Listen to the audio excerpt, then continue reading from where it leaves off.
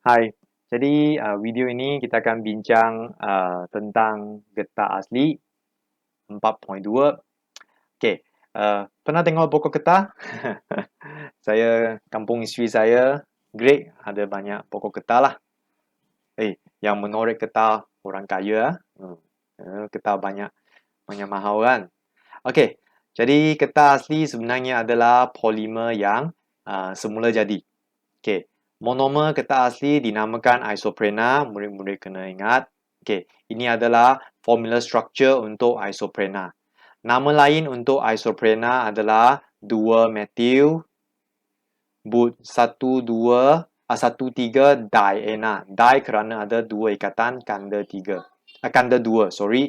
1,3 ini kerana kedudukan letak di 1 dan 3. Okey. Dan getah asli boleh diperolehi daripada pokok getah. Pernah tengok pokok getah? Okey, ini pokok getah. Okey. So, latex yang warna apa? Warna putih kot. Susu putih. Okey. Dan kalau kita ini getah asli polyisoprena. Ini tadi kita sudah tengok Okey, dan yang ini adalah keratan rendas zarah getah. Okey, nanti kita akan bincangkan zarah getah. Okey, inilah struktur zarah getah.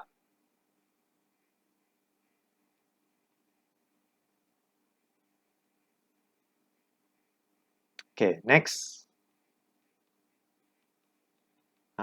Jadi ini saya pernah selalu saya tengoklah kerana dulu rumah isteri saya memang dia banyak kumpulkan getah segenap ini. Okey, jadi berbagai cara latex akan diproses sebelum dihantar ke kilang. Selalunya cara inilah yang paling simple. Mereka letak asid ataupun cuka, dia akan jadi keras seperti ini. Okey? Ataupun getah blok ataupun getah kepingan.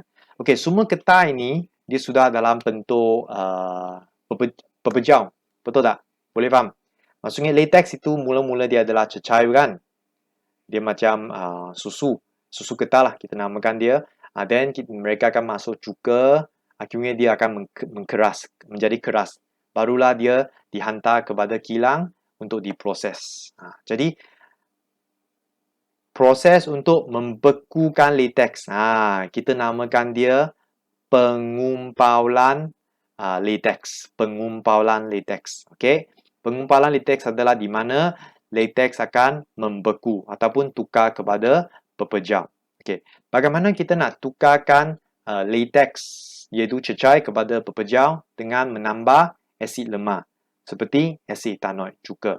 Maka latex akan mengumpau. Okey, tadi kita nampak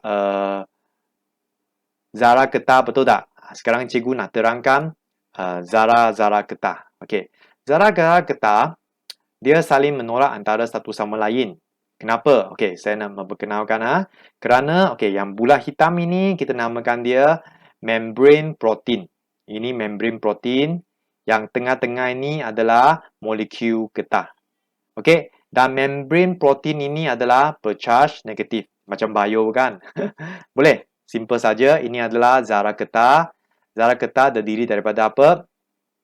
Membrane protein yang bercharge negatif, dan di tengah-tengah merupakan rantai panjang untuk molekul getah. Okey, jadi bila kita masuk asid,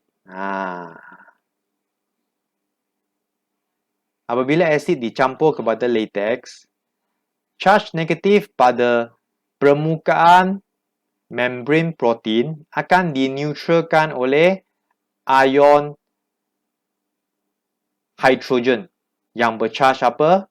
Positif daripada asid. Boleh? Jadi membrane protein adalah bercharge negatif dan asid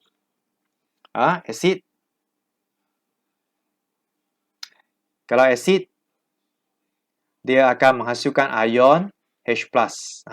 H+ yang bercharge apa? Positif. Maka dia akan meneutralkan protein membrane charge negatif itu. Akhirnya positif negatif dia akan menjadi apa? Neutral. Perkataan neutral penting Okey. Dan akhir sekali dia akan bila sudah tak ada charge,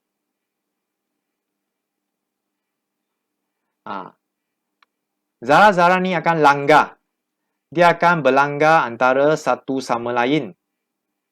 Dan bila dia langgar, akhirnya membran protein itu akan pecah dan rantai-rantai polimer getah itu akan bebas bergerak dan bergabung antara satu sama lain dan menyebabkan pengumpulan latex berlaku.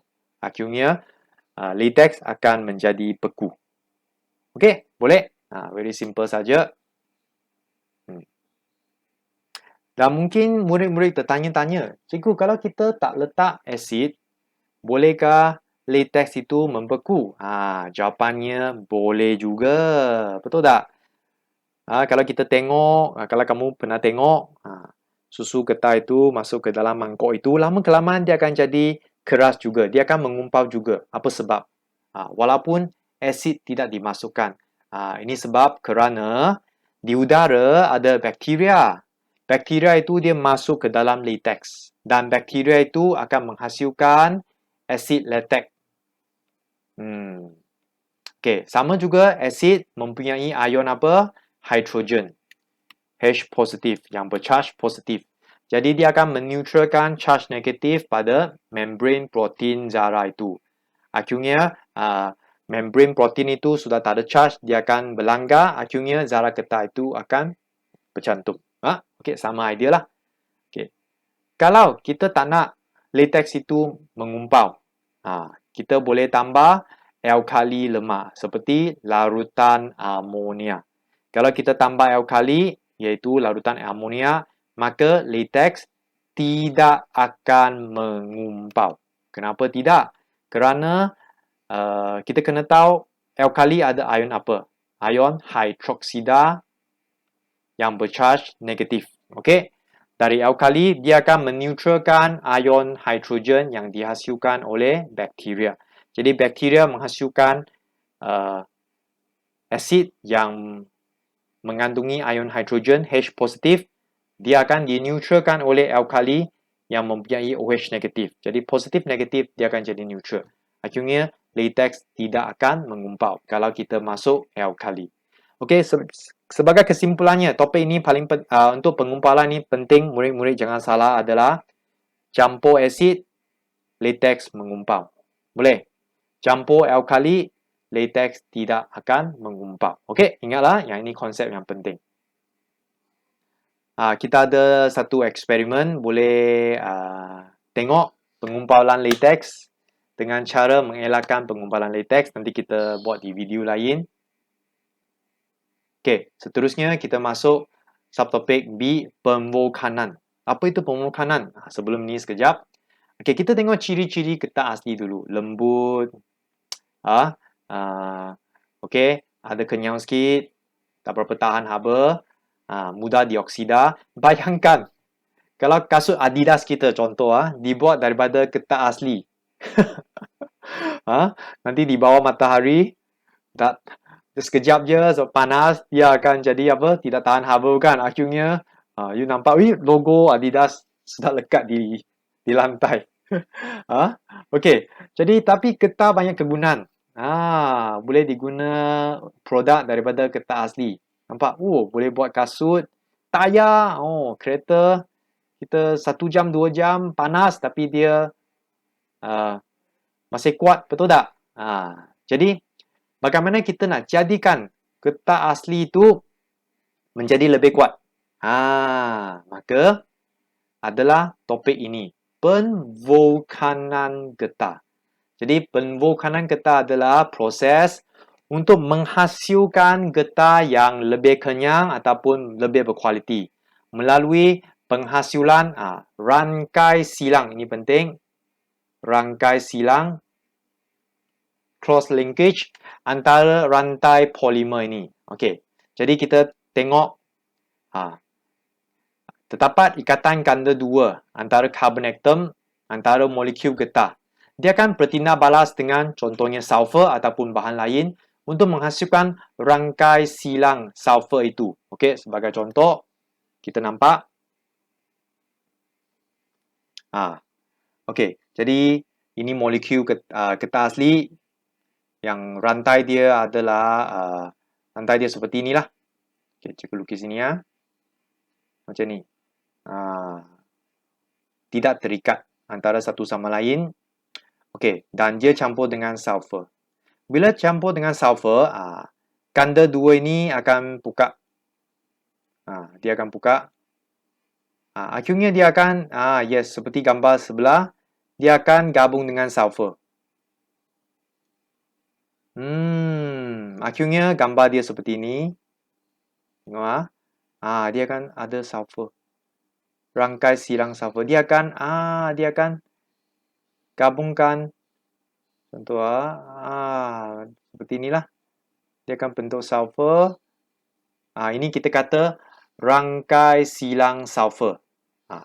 Okey, boleh. Inilah proses pemvulkanan getah dengan sulfur ataupun dengan bahan lain lah. Okey, kita tambah sulfur, dia membentuk rangkai silang sulfur. Ini penting rangkai silang sulfur menjadikan getah itu dinamakan getah dervokan ataupun getah yang lebih baik. Lebih bagus. Okey. Bagaimana kita nak menjalankan pemvulkanan getah asli? Jadi dia boleh dijalankan di dalam makmau. Di sini ada satu aktiviti di dalam makmau. Nanti kita buat di dalam video lain. Okey, iaitu dengan celupkan getah asli di dalam larutan disulfur diklorida dalam metilbenzena. Ataupun kalau di industri dia akan pemanasan getah asli dengan sulfur. Okey. Selain daripada tindak balas dengan sulfur, teknik pemvulkanan alternatif seperti sinaran preoksida, logam oksida boleh juga digunakan untuk menghasilkan getah tervulkan tanpa menggunakan sulfur. Dan getah yang dihasilkan adalah lebih mesra alam. Okey. Okey, jadi di sini ada aktiviti makmau pemvulkanan getah. Nanti kita tengok video lain lah. Okey, akhir sekali adalah kita nak cuba bandingkan getah tervulkan dengan getah tak tervulkan. Okey, yang ini banyak murid salah. Murid-murid kena tahu yang manakah getah lebih baik. Getah tervulkan ataupun getah tak tervulkan. Ini sangat penting. Jawapannya, getah tervulkan adalah getah yang lebih baik. Boleh? Okey, getah tak tervulkan adalah getah asli. Okey, kita tengok dulu apakah sifat getah asli. Dia lembut, kurang kenyang, mudah teroksida dan tidak tahan terhadap haba. Okey, tapi bila kita sudah bila getah sudah membentuk rangkai silang itu, okey, dia akan menjadi getah tervulkan yang lebih baik. Ingatlah, getah tervulkan lebih baik. Dia lebih keras, lebih kuat, lebih kenyang dan susah dioksidakan dan lebih tahan haba. Okey, di sini cikgu ada terangkan apa sebab kenapa dia lebih kuat. Okey, pertama, kerana dia telah membentuk rangkai silang sulfur. Boleh? Dia telah membentuk rangkai silang sulfur. Okey, jadi penerangan kenapa getah tervulkan lebih baik, murid-murid mesti jawab kerana dia telah membentuk rangkai silang sulfur. Okey, di antara molekul rantai polimer getah, maka dia menghalang rantai polimer getah ini menggelonsor antara satu sama lain. Okey. Dan kenapa dia lebih kenyang? Kerana dia rangkai silang ini dia dapat menarik rantai polimer getah itu kembali ke bentuk asalnya. Maksudnya, bila dia tarik, bila kita lepas, macam tali getah lah, dia akan kembali ke asal dia, betul tak? Kerana dia ditarik oleh rangkai silang sulfur ini. Stretch, okay, let go, dia akan tarik balik. Rangkai silang itu dia akan tarik balik dia. Okey, dan dia suka dioksidakan kerana terbentuk rangkai silang sulfur yang mengkurangkan ikatan kanda dua antara atom karbon. Okey, dan akhir sekali dia lebih tahan haba kerana dia telah membentuk ikatan kovalen yang kuat. Okey, di antara selepas dia membentuk rangkai silang sulfur. Okey. Dan ada satu eksperimen untuk membandingkan kekenyalan getah tervulkan dan getah tak tervulkan. Okey, nanti kita tengok video lain. Okey, habis. Itu saja. Okey, jadi itu saja untuk sifat kata terbukan dengan kata tak terbukan senang lah. Yang penting murid kena tahu yang mana lebih baik. Nah, itu penting. Yang mana lebih bagus? Kata terbukan. Jadi kata terbukan ni boleh digunakan untuk membuat banyak barangan. Contohnya, okey, kerana sifat dia yang lebih baik lah. Okey. So, itu saja untuk topik ini. Nanti kita jangan lupa tengok video dan seterusnya. Okey. Sekian, terima kasih. Bye-bye.